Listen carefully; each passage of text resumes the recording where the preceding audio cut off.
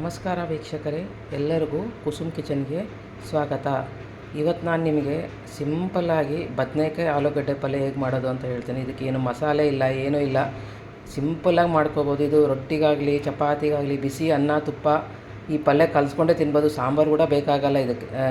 ಈ ಪಲ್ಯ ಇದ್ದರೆ ಇದಕ್ಕೆ ಬೇಕಾಗುವ ಸಾಮಗ್ರಿಗಳು, ನಾನಿಲ್ಲಿ ಒಂದು 5 ಬದನೆಕಾಯಿನ ಚೆನ್ನಾಗಿ ವಾಶ್ ಮಾಡಿ ಇಟ್ಕೊಂಡಿದ್ದೀನಿ.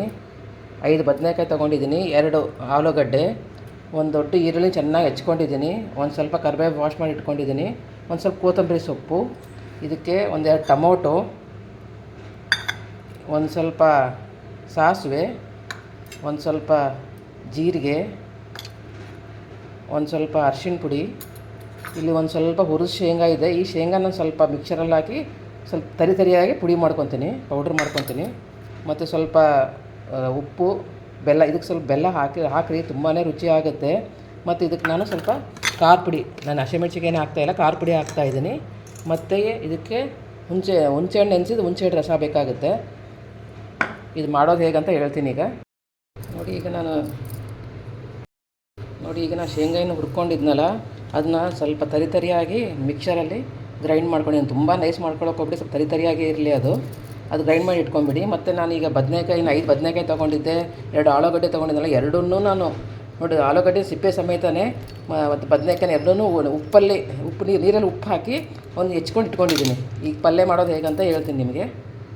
ಈಗ ಒಂದು ಪ್ಯಾನ್ ಬಿಸಿ ಮಾಡೋಕ್ಕಿಡಿ. ಅದು ಬಿಸಿ ಆದಮೇಲೆ ಅದಕ್ಕೆ ಸ್ವಲ್ಪ ಎಣ್ಣೆ, ಒಂದು 2ರಿಂದ 3 ಸ್ಪೂನ್ ಎಣ್ಣೆ ಹಾಕಿ ಸ್ವಲ್ಪ ಎಣ್ಣೆ ಕಾಯಾಗಿಬಿಡಿ. ಅದು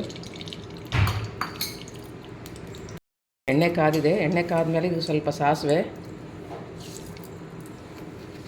ಸ್ವಲ್ಪ ಜೀರಿಗೆ ಹಾಕಿ ಸ್ವಲ್ಪ ಇದು ಮಾಡ್ಕೊತೀನಿ, ಸ್ವಲ್ಪ ಫ್ರೈ ಆಗಬೇಕಿದು. ನೋಡಿ, ಈಗ ಸಾಸಿವೆ ಜೀರಿಗೆ ಆಗಿದೆ. ನಾನು ಇದಕ್ಕೆ ಒಂದು ಸ್ವಲ್ಪ ಕರಿಬೇವು ಹಾಕ್ತಾಯಿದ್ದೀನಿ.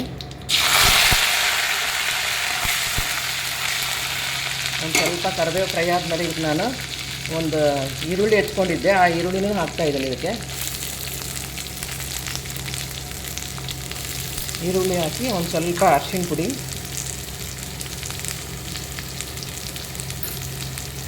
ಮತ್ತು ನಾನೇನು ಉಪ್ಪು ಬೆಲ್ಲ ತೊಗೊಂಡಿದ್ನಲ್ಲ, ಇದಕ್ಕೆ ಬೆಲ್ಲ ಸ್ವಲ್ಪ ಬೆಲ್ಲ ಹಾಕಿರಿ, ಆವಾಗ ಸ್ವಲ್ಪ ನಿಮ್ಗೆ ರುಚಿ ಅನಿಸುತ್ತೆ. ನಿಮಗೆ ಎಲ್ಲ ಬೆಲ್ಲನೇ ಬೇಡ ಅಂದಾಗ ಬೇಕಾದ್ರೆ ನೀವು ಸ್ಕಿಪ್ ಮಾಡ್ಕೊಬೋದು. ನಾನು ಸ್ವಲ್ಪ ರುಚಿಗೆ ತಕ್ಕಷ್ಟು ಉಪ್ಪು ಮತ್ತು ಸ್ವಲ್ಪ ಬೆಲ್ಲ ಹಾಕಿ ಚೆನ್ನಾಗಿ ಒಂದು ಸ್ವಲ್ಪ ಫ್ರೈ ಮಾಡ್ಕೊತೀನಿ ಇದನ್ನು. ನೋಡಿ, ಸ್ವಲ್ಪ ಉಳ್ಳಾಗಡ್ಡಿ ಸ್ವಲ್ಪ ಫ್ರೈ ಆಗಬೇಕು, ತುಂಬ ಫ್ರೈ ಆಗಬೇಕಂತೇನಿಲ್ಲ. ಅದು ಫ್ರೈ ಆದಮೇಲೆ ಇದಕ್ಕೆ ನಾವು ಏನು ಬದನೆಕಾಯಿ ಮತ್ತು ಆಲೂಗಡ್ಡೆನ ಉಪ್ಪು ನೀರಲ್ಲಿ ನೆನೆಸಿ ಹಾಕಿಟ್ಕೊಂಡಿದ್ರೆ ಅದನ್ನು ನಾವು ಇದಕ್ಕೆ ಹಾಕಿ ಚೆನ್ನಾಗಿ ಒಂದು 10 ನಿಮಿಷ ಕಾಲ ಚೆನ್ನಾಗಿ ಇದು ಬಾಡಿಸ್ಕೊರಿ. ಅದು ಒಂದು ಪ್ಲೇಟ್ ಮುಚ್ಚಿ ಚೆನ್ನಾಗಿ ಬಾಡಿಸ್ಕೊಂಬಿಡಿ. ನೋಡಿ, ನಾನು ಆಲೂಗಡ್ಡೆನ ಸಿಪ್ಪೆ ಸಮೇತನೇ ಹಾಕಿದ್ದೀನಿ. ಈ ಬದನೆಕಾಯಿ ಹಾಕಿ ಚೆನ್ನಾಗಿ ಇದನ್ನು ಒಂದು 10 ನಿಮಿಷದ ಕಾಲ ಮುಚ್ಚಿ ಮೀಡಿಯಮ್ ಸಿಮ್ಮಲ್ಲಿ ಚೆನ್ನಾಗಿ ಬೇಯಿಸ್ಕೊರಿ ಇದನ್ನು. ನೋಡಿ, ನಾನು ಒಂದು 2 ನಿಮಿಷದ ಕಾಲ ಬದನೆಕಾಯಿ ಆಲೂಗಡ್ಡೆ ಈರುಳ್ಳಿನ ಒಂದು 2 ನಿಮಿಷ ಬಾಡಿಸ್ಕೊಂಡಿದ್ದೀನಿ. ಈ ಬಾಡಿಸ್ಕೊಂಡ್ಮೇಲೆ ಇದಕ್ಕೆ ನಾನು 2 ಚಿಕ್ಕದಾದ ಟೊಮೊಟೊನ ಹಾಕಿ ನೀಟಾಗಿ ಮಿಕ್ಸ್ ಮಾಡಿಬಿಡ್ತೀನಿ. ಮಿಕ್ಸ್ ಮಾಡಿ ಇದಕ್ಕೆ ನಾನು ಖಾರ ಪುಡಿ 1 ಸ್ಪೂನ್ ಖಾರ ಪುಡಿ ಹಾಕ್ತಾಯಿದ್ದೀನಿ. ನಿಮ್ಮ ಖಾರ ಎಷ್ಟು ಬೇಕು ನೋಡ್ಕೊಂಡು ಖಾರ ಹಾಕ್ತೀರಿ. ಒಂದು ಸ್ಪೂನ್ ಖಾರ ಪುಡಿ, ಒಂದು ಸ್ವಲ್ಪ ಹುಣಸೆ ರಸ ಹಾಕಿ ಚೆನ್ನಾಗಿ ಮಿಕ್ಸ್ ಮಾಡ್ಕೊಂಡ್ಬಿಡ್ತೀನಿ. ಇದಿಲ್ಲ, ನಾನು ಬದನೆಕಾಯಿ ಬಳಸಿರೋದು ಆ ಪರ್ಪಲ್ ಬರ್ತಾವಲ್ಲ ಆ ಬದನೆಕಾಯಿ ಅಲ್ಲ, ಇದು ರೈದುರ್ಗ ಬದನೆಕಾಯಿ ಅಂತಾರೆ ಅವು. ಇದ್ರದ್ದು ಆ ರೈದುರ್ಗ ಬದನೆಕಾಯಿ ಪಲ್ಯ ಮಾತ್ರ ತುಂಬ ರುಚಿ ಆಗುತ್ತೆ. ಖಂಡಿತ ಒಮ್ಮೆ ಈಗ ಟ್ರೈ ಮಾಡಿ ನೋಡಿ. ತುಂಬ ಮಸಾಲೆ ಇಲ್ಲ, ಈ ಮಸಾಲೆ ಅಂತೂ ಏನು ಇಲ್ಲೇ ಇಲ್ಲ, ಬರೀ ಖಾರ ಪುಡಿ ಹಾಕಿ ಸ್ವಲ್ಪ ಶೇಂಗಾ ಪುಡಿ ಹಾಕಿ ಮಾಡ್ತೀನಿ. ನೋಡಿ, ಈಗ ನಾನು ಟೊಮೆಟೊ, ಖಾರ ಪುಡಿ, ಹುಣಸೆ ಹುಳಿ ಹಾಕಿದ್ದೀನಿ. ಅದಕ್ಕೆ ನಾನು ಒಂದು ಅರ್ಧ ಗ್ಲಾಸ್ ನೀರು ಹಾಕ್ತಾಯಿದ್ದೀನಿ.